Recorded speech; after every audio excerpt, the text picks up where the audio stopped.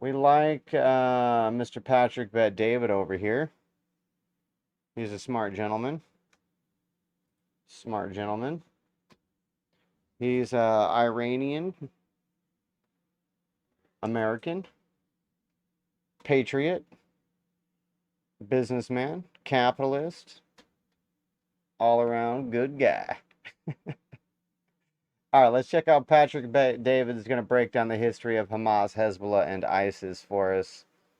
I'm curious. Let's see how he breaks it down. Tensions between Israel and Hamas is not slowing down. Palestine, it's such a mess right now that 400 people got killed in a hospital, where one side is saying Israel did it, the other is saying Hamas did it. President Biden had to go to meet with Netanyahu and have a conversation. Even in the meeting, he says, well, with the recent events that happened, we're pretty confident that it was Hamas that did it, but we're looking into it. It's that you didn't do it. Like, that's what Joe Biden said to Netanyahu in his face, which was kind of interesting. And then to the point, 2.2 million people were talking about the Gaza Strip, one of the most densely populated places in the world. 75,000 people live within a square mile. No food, no water, no electricity, no hospital supplies. Since the night, they've had none of that. They're being pushed down. Imagine the viruses, the sickness, all of this stuff is taking place. At the same time, Russia's now getting involved. Hezbollah's commenting. Iran's been involved. U.S. is sending 2,000 troops that are ready to go out. It's just an absolute mess. So here's what we wanted to do. A number came out, a report, if you're looking at the screen, showing only 4 in 10 18 to 29-year-olds have a negative view of Hamas. If you look at this chart, you'll notice that when you look at 18 to 29-year-olds, 10% of them, 1 out of 10, views them positively. Why do they view them positively? Hamas positively? Where do these 18 to 29-year-olds spend most time with? At universities. Are professors speaking positively about Hamas? Is this why so many billionaires are taking money that they're no longer putting in universities, publicly saying we're no longer supporting University of Pennsylvania or Harvard or Yale or many of these other places? What is this all about? Why are they viewing this way? So we wanted to make a video specifically to talk about the history of Hamas, Hezbollah, and ISIS, a little bit of Al-Qaeda, so you know how they got started, what their motives are, what their vision is, and are they a terrorist organization? Categorically, they are. Why are they a terrorist organization? I think we need to take a deep dive to learn about their histories.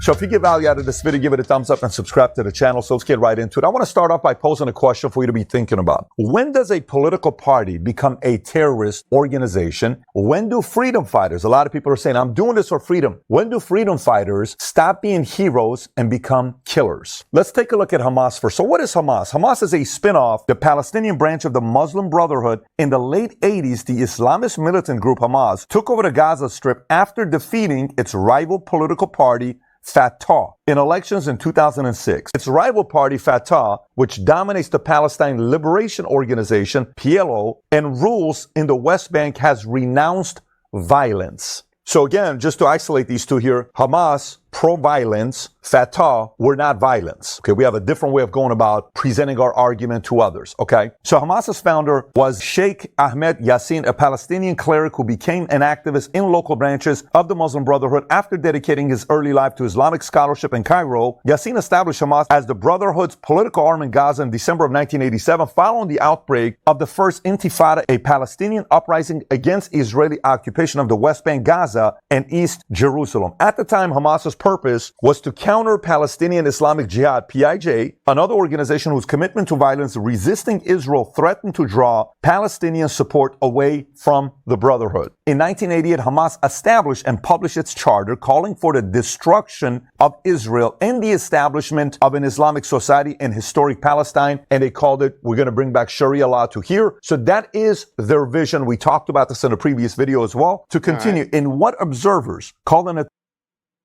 So they took power in 2006 with an election, supposedly. Who knows how good the election was.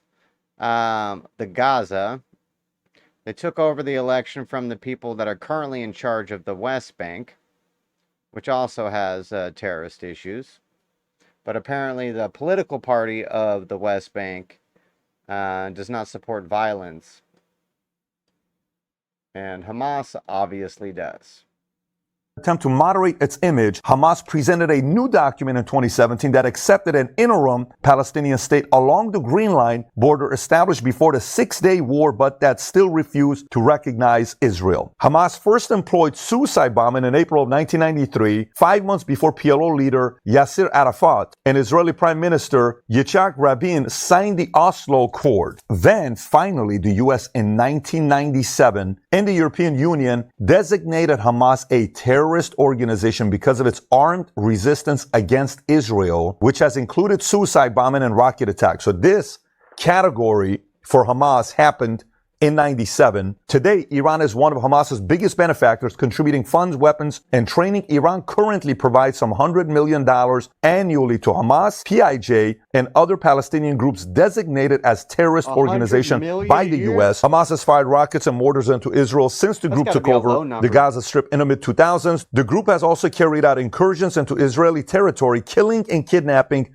soldiers and civilians. Now, let's take a look at their violent history to see what they've done in the past before. Prior to its 2023 conflict, Hamas and Israel had their deadliest fighting in 2021 when Hamas fired rockets into Israel following weeks of tensions between Palestinians and Israelis in Jerusalem. And during the 11-day conflict, Hamas and PIJ fired more than 4,000 rockets from Gaza, killing 10 Israeli civilians, injuring more than 300 others. And Hamas reportedly coordinated with the IRGC and Lebanon's Hezbollah, again, IRGC, Iran, Hezbollah, during the fighting and used so-called suicide drones along with its usual arsenal of less precise missiles. The United States and Egypt brokered a ceasefire to the conflict. So now let's talk about Hamas's hostages. In addition to Hamas's surprise attack on October 7th, Israel's military said at least 199 people had been taken hostage by Hamas. Officials from the U.S. and other countries are determining if their citizens are among the captives. You're hearing numbers around 250 people. And even recently, Hamas came out and said, listen, if they're figuring out a way to do ceasefire, they're talking to Israel, we will negotiate to give some of the children and women hostages up if you ceasefire. They announced this, I think on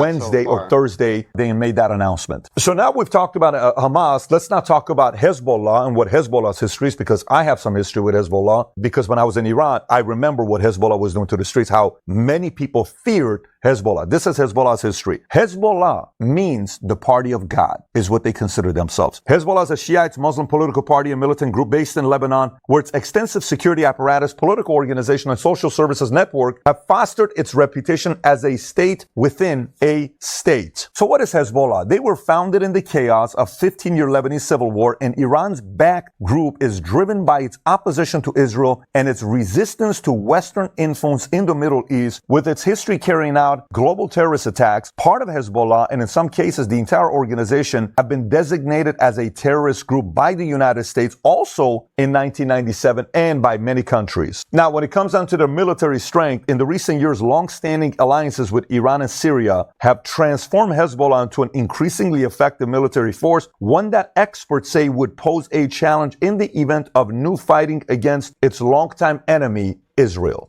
Just to put this in perspective so you can look at it with numbers, Hamas is total roughly 40,000 soldiers is what Hamas has. Hezbollah is 150,000, nearly 4 times as powerful as Hamas. By the way, Israel is 400,000. So you may say, wow, Israel is massive. Not that much bigger than Hezbollah. If you think about it, 150 to 400, it is 2.5 times, but it's not astronomically a bigger military organization. Hezbollah still has a lot of firepower behind their army that they have. Let me continue with Lebanon's failing. At the same time, Hezbollah officials and other leaders in Lebanon are facing public discontent as the nation verges on failure, and Hezbollah's political power could be shrinking. The history of Hezbollah's violence emerged during Lebanon's 15-year civil war, which broke out in 1975 when long simmering discontent. Is that why they're starting to pop off, though? The country's failing, political power is dwindling, people are becoming more and more less supportive.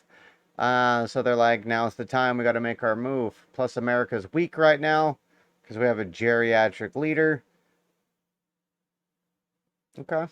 Over the large armed Palestinian presence in the country reached a boiling point. They were a group of Shiites influenced by the theocratic government in Iran, the region's major Shiite government, which came to power in 1979. This is when I was born in 78. Khomeini comes in around late January, early February, Hezbollah's take over Iran, and it's a complete different country, complete different revolution, complete different way of living when that took place. And obviously, when this happened in 1979, Hezbollah took arms against the Israeli occupation. So many times when you hear Hezbollah, you'll hear Iran. Iran's funding, Iran, IRGC. You'll keep hearing these phrases. What does that really mean? Seeing an opportunity to expand its influence in Arab states, Iran and its IRGC, which stands for Islamic Revolutionary Guard Corps, provided funds and training to the budding militia, which adopted the name Hezbollah, meaning the party of God. It earned a reputation for extremist militancy due to its frequent clashes with rival Shiite militias, such as attacks on foreign targets, including the 1983 suicide bombing of barracks housing U.S. and French troops in Beirut, in which more than 300 people died. They were behind it. Hezbollah became a vital asset to Iran, bridging Shiites' Arab-Persian divides as Tehran established proxies throughout the Middle East. Remember how earlier we talked about Hamas's charter, what they stand for? This is Hezbollah's manifesto. Let me read it to you. In 1985 manifesto, they vowed to expel Western powers from Lebanon, called for the destruction of the Israeli state, and pledged allegiance to Iran's supreme leader. It also advocated an Iran-inspired Islamist regime, but emphasized that the Lebanese people should have the freedom of self-determination. So again, Hamas, the enemy, Western civilization, Israel, same exact thing with the manifesto that Hezbollah has. They're very much aligned on who the enemy is. The enemy of an enemy is a friend. You know that whole thing? This is when they're kind of like saying, you hate those guys and those guys? We do too. Let's become friends. That's where they're at. So aside from the manifesto, the group reiterated its commitment to its destruction of the Israeli state in its 2009 manifesto. 24 years later,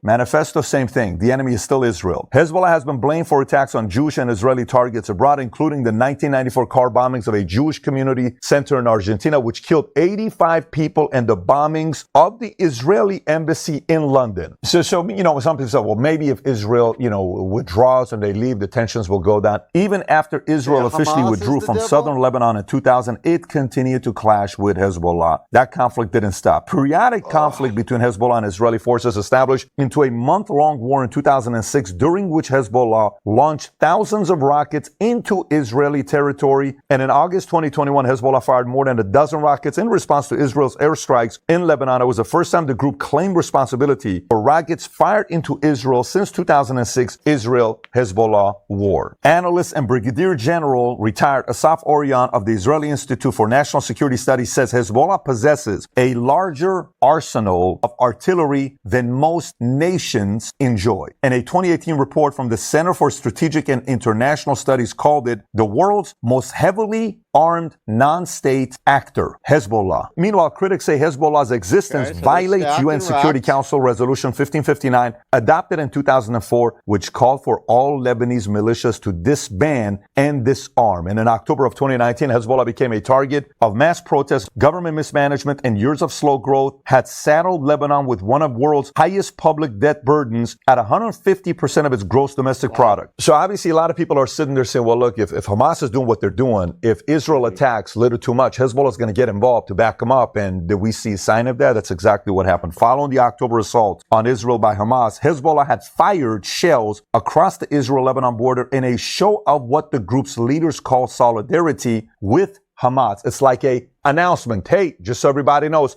we have their back. Hamas. And several Hezbollah's militias reportedly attempted to infiltrate Israel. Iran and Hezbollah likely advised and trained Hamas on how to attack Israel. Experts say, though, Hamas maintains that neither was involved in planning its 2023 operations. This has been written about all over the place. Wall Street Journal, that Iran was involved in this attack that Hamas had on Israel. So far we've talked about Hamas and we've talked about Hezbollah. How about ISIS?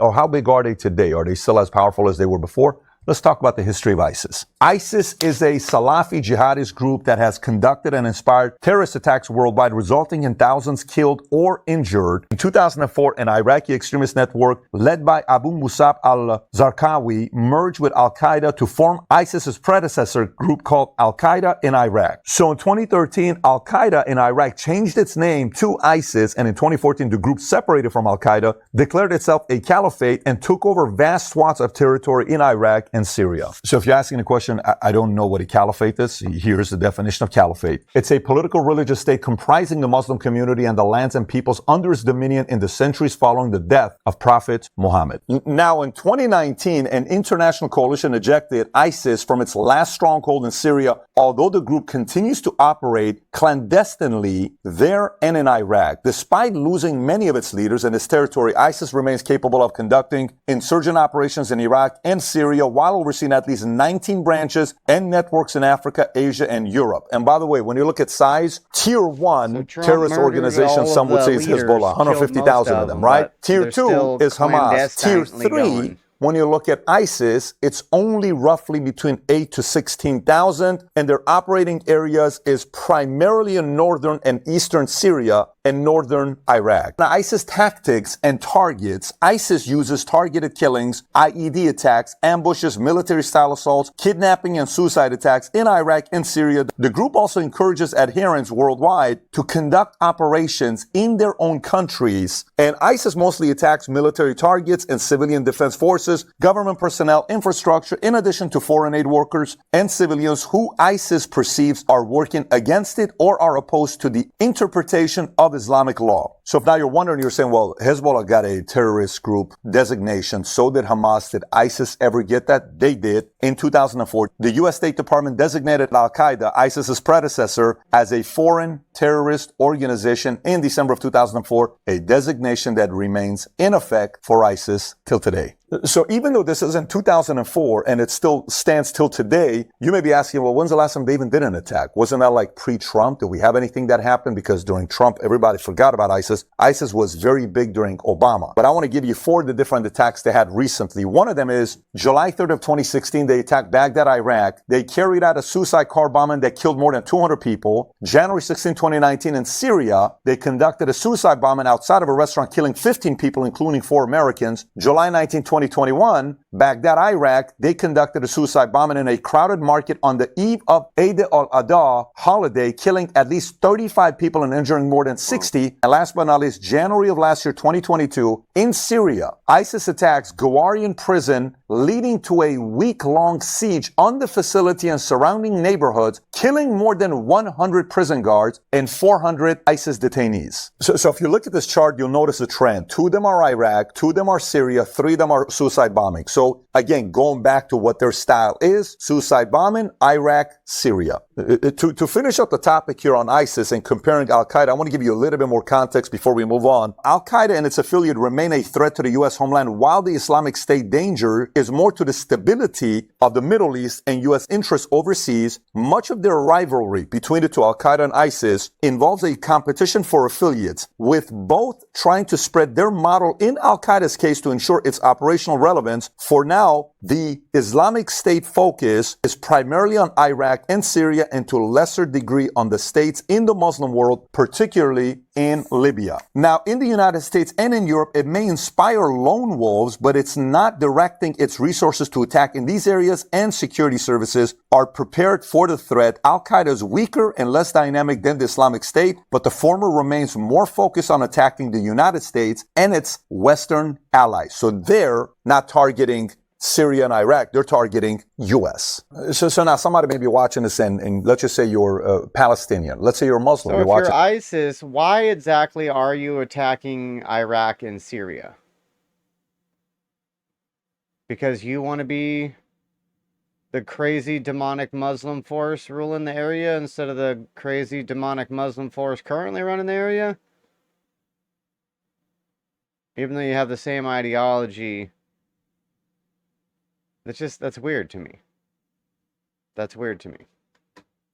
It's like, oh my God, what's this all about? How dare you put this? How about all the things that Americans have done? You know, how about the fact that you guys had a drone strike in August of 2021 and you were targeting somebody, but you missed your target, but you killed 10 innocent people? What about that, huh? U.S. has done that. And it's happened under every president. Biden, we had collateral damage under Trump, and we had collateral damage under Obama, was trying to target this, and all of a sudden they missed the Opportunity, totally get it. There's blood on many different countries' hands, including US's. But there's a difference. And you have to be reasonable enough to ask this question. When's the last time you heard Americans doing suicide bombing? When? Now, Americans believe in God. We also believe in God. I believe in God. But when's the last time you hear things like that? There is a reason why these guys get they get designated as a terrorist organization, because they're willing to give up their lives to kill people that they think is the enemy. You can sit there and say, Pat, you're out of line. How about the time America? No problem. Not sitting here telling you everybody's, everyone's guilty and we're innocent and all this stuff. But you have to be able to reason and say, yeah, it's kind of a good point, man. They don't really have that reputation for doing that. Maybe folks from these three places do, but Americans do not. All right, so let's talk about update on Israel-Palestine. The last week here, I've been asking two questions. Number one, how did Israel not know that Hamas was going to attack and they're setting up a facility to learn how to come and get hostages? How does Israel not know? You brag about having the best intelligence in the world, Mossad, and you mean to tell me you missed this one? A little bit weird. Valid question.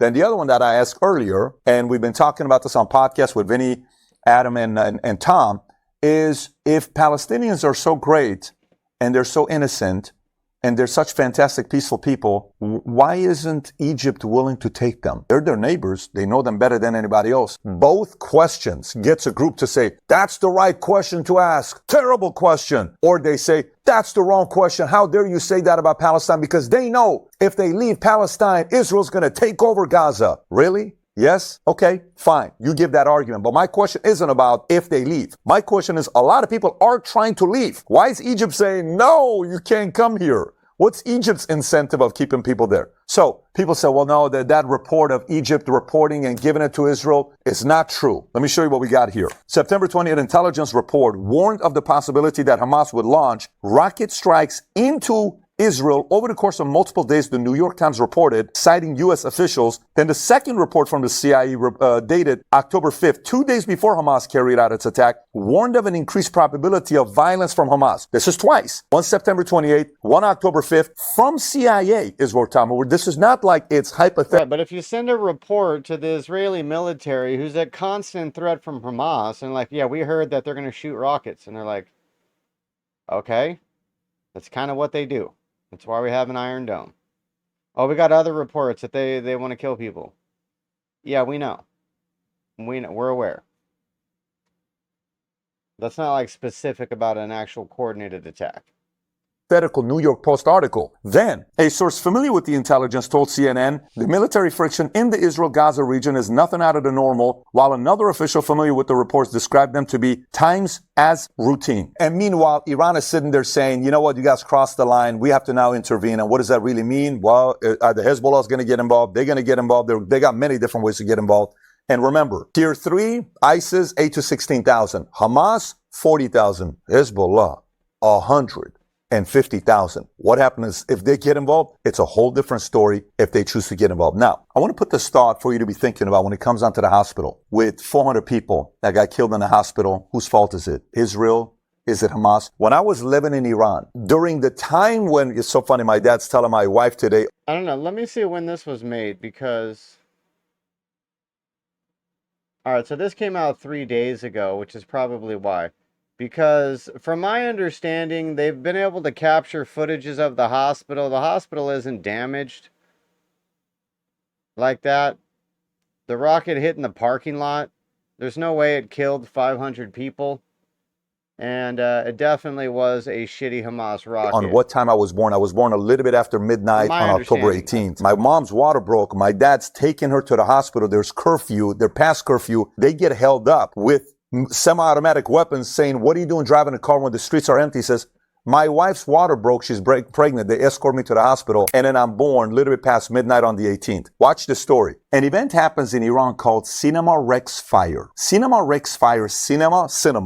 Rex, name, fire. Cinema Rex was in a city called Abadan. Abadan is a place where all these oil refineries are, okay? There's a police station right across the street from Cinema Rex. When this happens, Khomeini, Hezbollah, everybody said this is the work of Savak. They shut down the entire movie theater. 400 people couldn't leave the movie theater. They caught the place on fire. Pregnant women, kids died. Imagine you're burning, you can't get out because they locked up the place. It's called the Cinema Rex fire. Okay, I'm sure you've seen the story. Crazy. They're posting the article all over the page while I'm talking to you. Hezbollah and Khomeini convinced Iranians that Reza Shah Pahlavi did it with the help of Savak. Savak was his Mossad. So our CIA, their Savak. They were trained by Mossad and CIA. Again, their intelligence group, right? You know what ends up happening to everybody in Iran? How dare this cold-hearted billionaire king monarchy spend $25 billion putting the celebration of 2,500 years of Iran. This guy's so rich and we're so poor and you kill 400 innocent people. Boom. Escalated. Everybody said the king did it. Revolution, millions of people in the streets. It was the biggest revolution ever that took place. Coup d'etat with none of the major four components that you need for a revolution. You know who won? Khomeini won. The Shah had to get in a helicopter, escape, get in a plane and leave. Do you know what happened a couple months later, a year later? Reports came back. That fire was never the Shah. It was somebody that was part of Khomeini's camp that did it. Guess what? It's too late. Revolution already happened. False What's the moral of the flag, story? start the I don't know if Israel's revolution, behind it put or them in not. power. And I don't know if Hamas is behind it or not. All I know CIA is playbook whoever's worked behind out it that did this perfectly. intentionally, there's a strategy behind it to put the blame on the other person to increase emotions, possibly yours and mine, and say, how dare they did something like that to get what they want. Whatever that they want is, we don't know yet. It may take us 6, 12, 18, 24 months to really find out who was behind it. But don't jump to conclusion taking one side or the other because it favors your argument. Sit back a little bit and let's really see what happens. I like what Joe Biden said today when he's sitting across Netanyahu. He says, our intelligence tells us Hamas was behind it, not you. Obviously, we'll find out. But our intelligence said Hamas is behind it. Look at the way he's giving the answers, leaving it out. But he's saying, we have your back, but we're going to find out. That's the right approach to take because we still don't know who was really behind what happened with this hospital. So look, we're going to do a whole different video on World War III here soon on how many times we got close to and how to prevent it. That's going to come up here soon. But I want to give you final thoughts to be thinking about. One of the biggest challenges you and I have as human beings, because we're emotional beings. Robots don't have this challenge. You and I do. We have something called emotions. We have something called life experiences. We have something called beliefs, religion, who you believe in, what you believe in, political, all this stuff that we have, right? And our loyalty typically is to our parents, our heritage, our background. These guys can never do anything wrong. As a parent, I've been in the office where my kids were at fault, and I'm sitting there saying, you paid a price. What is his, price? He's going to be suspended. Totally get it. You paid a price. Okay. Here's what we're going to do. We're going to have a conversation. And then if I think it's too much, I'll have the private conversation with the principal. But if I think it's right, it's right. And there's been times where I've been in a place where I've watched the punishments been way too much, and I've said, I don't think I'm good with this punishment. Did you guys look at the tape? So we have to be fair. There's some parents that are like, no, my kids are never wrong. He's an angel. And it's a lie, because when I was a kid, there were many times I was wrong. Okay. And I know I was wrong as a kid, just like yourself. What's the moral of the story? Let's do our best to not join the jump to conclusion community just because it validates your argument or my argument. We're all guilty every once in a while. Not sitting here telling you I'm an angel or you're an angel. That is facts. Well, that's Patrick Bet David. He's got the PBD podcast on all platforms. If you haven't checked out any of his content before, make sure you do. He is a smart guy. He's worth a few $100 million. And he was broke when he was 29. So, somebody to listen to. Definitely somebody to listen to. He's a smart guy. Centrist is asking if we can look into finding out what is inside the weird huge cube, the Kaaba.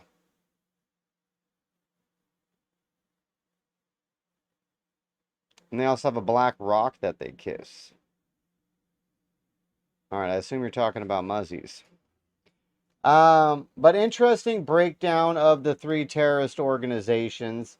It's still weird to me that ISIS carries out most of their attacks against Iraq and Syria.